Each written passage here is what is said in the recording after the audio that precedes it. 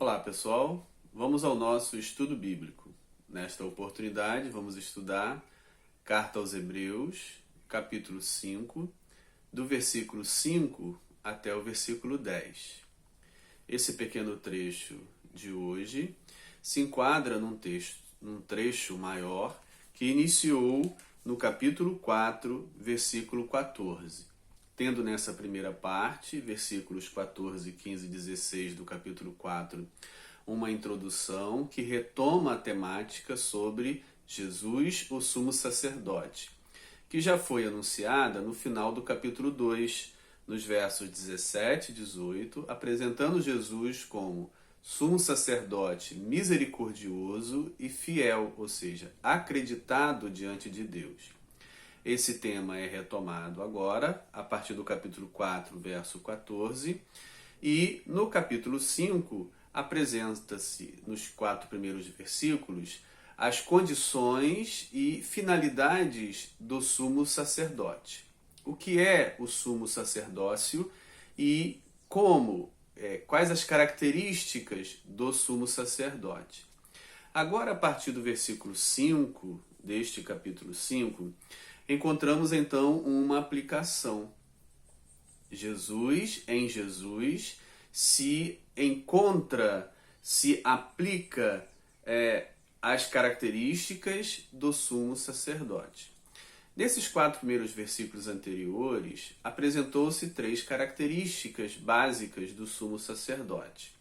Aquele que oferece dons e sacrifícios a favor dos homens na sua relação com Deus, aquele que se identifica com os pecadores, porque o sumo sacerdote também é um ser humano miserável, fraco, sujeito ao pecado. Por isso ele precisa purificar-se primeiro, oferecer os sacrifícios e os dons primeiro para si mesmo, para depois pelos ofertantes. E com isso ele é capaz de compreender a miséria do ofertante por causa da sua própria. E em terceiro lugar, o chamado. O sumo sacerdócio não é uma escolha de si mesmo, mas sim uma escolha divina. E ele apresenta como argumentação a escolha de Arão para o sumo sacerdote. Agora, a partir do versículo 5, quando isso tudo se aplica a Cristo, inverte-se a ordem. Começa-se primeiro a falar do chamado divino. Jesus não se glorificou a si mesmo, ou seja, ele não se deu essa honra de sumo sacerdote, mas esta foi como o sumo sacerdócio apresentado em suas condições anteriores, oferecida por Deus. E assim ele diz no versículo 5. Assim também Cristo, ou seja, da mesma forma, Cristo se identifica nas condições e características do sumo sacerdote nos 4 primeiros versos apresentados. Assim também Cristo a si mesmo não se glorificou para se tornar sumo sacerdote, mas aquele que lhe disse é que fez isso, ou seja, o Pai é quem o glorificou e o fez e lhe deu a honra de ser sumo sacerdote. O mesmo que tinha dito, citado anteriormente: Tu és meu filho, eu hoje te gerei. Como em outro lugar também diz, versículo 6, Tu és sacerdote para sempre, segundo a ordem de Melquisedeque. Ou seja, Melquisedeque é apresentado no Gênesis como um sumo sacerdote, sem que tenha recebido, ou pelo menos o texto não apresenta, uma herança ancestral para exercer esse ofício. Ele não pertencia aos descendentes de Abraão na figura mais para frente de Levi e de Arão. No entanto, foi escolhido por Deus sem essa origem hereditária, e também o texto que o apresenta no Gênesis não deixa claro, não diz que o seu herdeiro continuou o sacerdócio. Assim, Jesus é tomado como sumo sacerdote à semelhança do Melquisedeque, que é um personagem que começa a ser introduzido na carta aos Hebreus e que será mais desenvolvido nos capítulos que se seguirão. Agora, simplesmente, ele o apresenta como referência de um sacerdote que não recebeu por hereditariedade essa função e não deixou herdeiros nesse sacerdócio.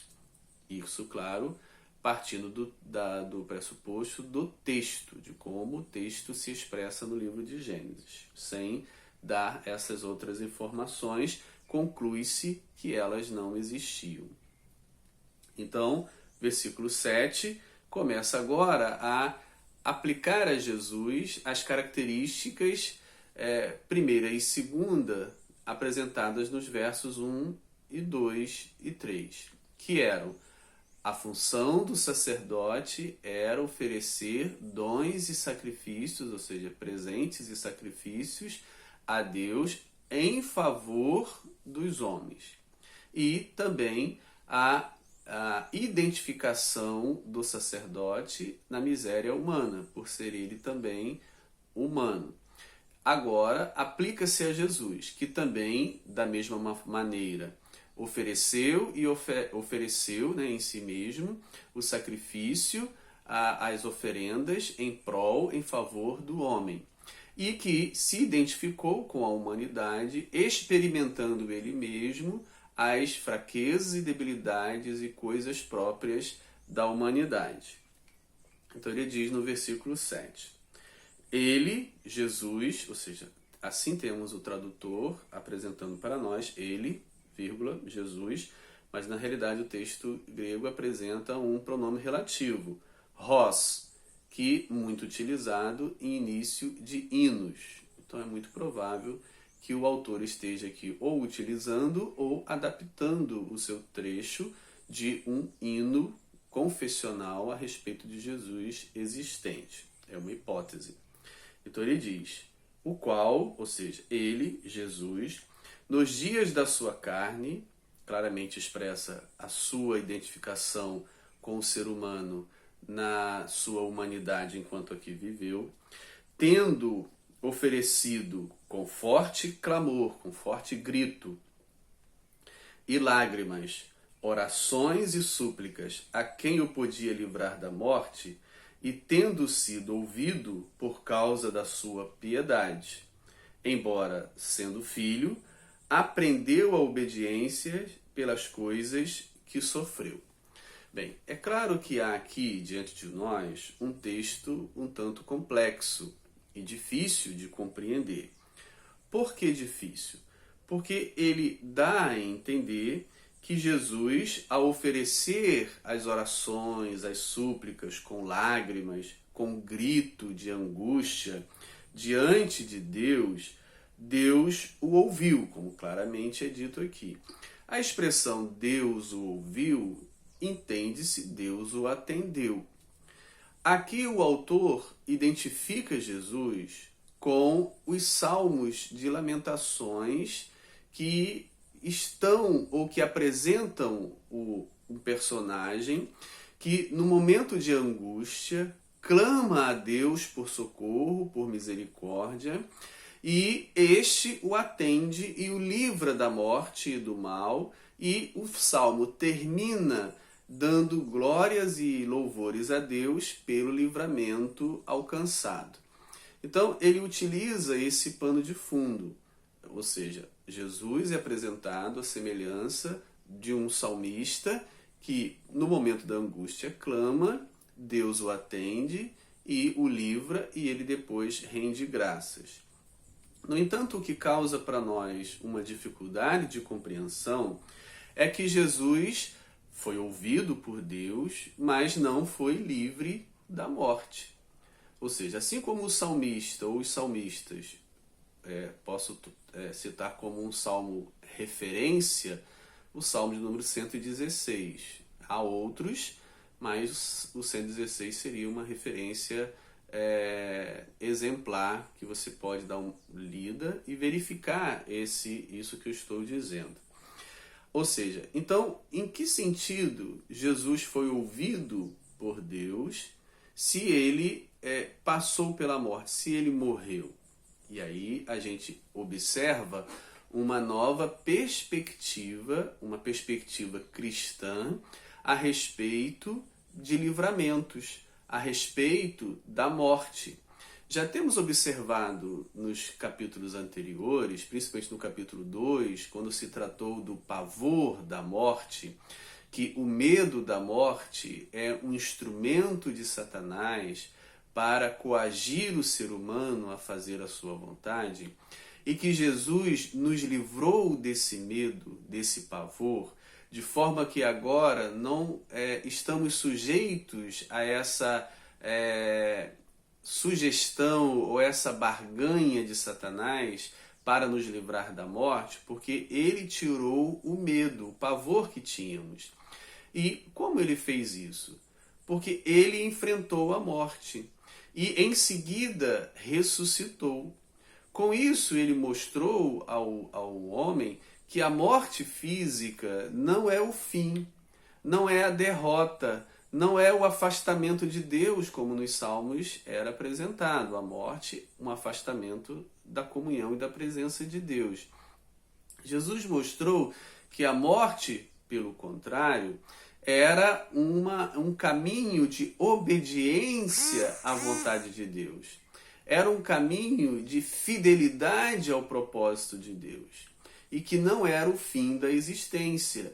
Com isso, ele nos livra do medo da morte, com a promessa e realização em si mesmo da ressurreição.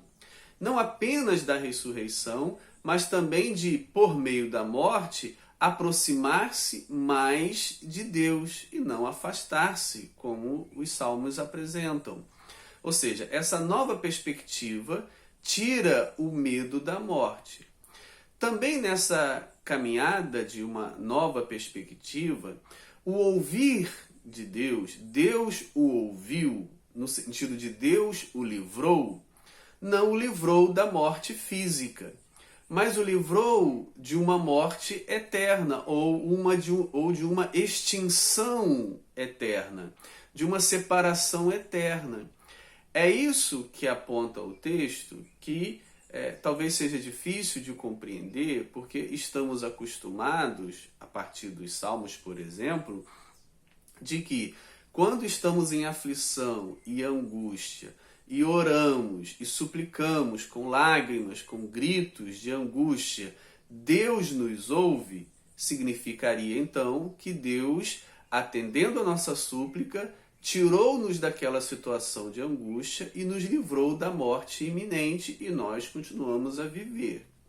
No entanto, quando Jesus diz isso de si mesmo, da sua experiência, por exemplo, no Getsêmani, mas não apenas no Getsêmani, mas em toda a sua carreira, quando ele diz isso de si mesmo e morreu, então a gente percebe que a perspectiva foi mudada. Que esse ouvir de Deus, que esse atender de Deus, que esse livramento de Deus não foi de enfrentar a morte física, como Jesus enfrentou, mas sim de um afastamento de Deus, de uma separação de Deus. Isso Deus o livrou, porque mesmo como Mateus vai nos apresentar na sua paixão, na paixão de Cristo, Jesus dizendo, Deus meu, por que me desamparaste? A perspectiva de que a morte é a separação da comunhão com Deus. No entanto, na carta aos Hebreus aprendemos que, pelo contrário, essa morte o conduziu a uma aproximação maior com Deus, trazendo para os seguidores de Jesus essa nova perspectiva de que a morte fielmente nos apresenta ou nos possibilita essa aproximação de Deus. Assim a gente pode reler o versículo 7. Ele, Jesus, nos dias da sua carne, tendo oferecido com forte clamor e lágrimas, orações e súplicas a quem o podia livrar da morte, com isso o autor identifica Jesus com a função de sacerdote, aquele que oferece orações, aquele que oferece súplicas, aquele que oferece livramento, aquele que oferece sacrifícios em prol do perdão dos pecados. Jesus é apresentado aqui como aquele que ofereceu, tendo oferecido. É uma expressão, é um termo próprio da função sacerdotal. Oferecer. Como? Com forte clamor, com forte grito de angústia, com lágrimas, com choro e com orações e súplicas própria da atividade sacerdotal, a quem o podia livrar da morte. Ou seja, o sacerdote realiza essas oferendas, essas súplicas a Deus, ao Pai. E tendo sido ouvido, o sacerdote é ouvido por ser sacerdote e Jesus é ouvido por ser sacerdote também. Essa é a argumentação do autor da carta aos Hebreus, que diante da messianidade de Jesus não há muito o que falar, pois isso era ponto pacífico na igreja primitiva, nas igrejas primitivas do primeiro século, que Jesus era o Messias. O esforço do autor é convencer que Jesus soma à função de Messias, de rei, de governante, também a função sacerdotal. A gente percebe claramente que o autor ignora um período recente da história dos judeus, da história desses israelitas, no século II a.C., quando Simão Macabeu também utiliza essas duas funções, se torna rei e sumo sacerdote. Isso está claramente registrado no primeiro livro dos Macabeus, capítulo 14, verso 47. Ele não busca na história recente essa referência. Ele vai buscar no Gênesis, na figura de Melquisedeque, que exercia essas duas funções, sacerdote e rei. O seu esforço é convencer os cristãos primitivos da função sacerdotal de Jesus, e não a função de rei, porque isso já era ponto pacífico. Ele era o Messias, assim crido, assim recebido. Continuando a análise do verso 7. E tendo sido ouvido por causa da sua piedade, por causa da sua fidelidade como sacerdote fiel, Deus o ouviu, Deus o atendeu.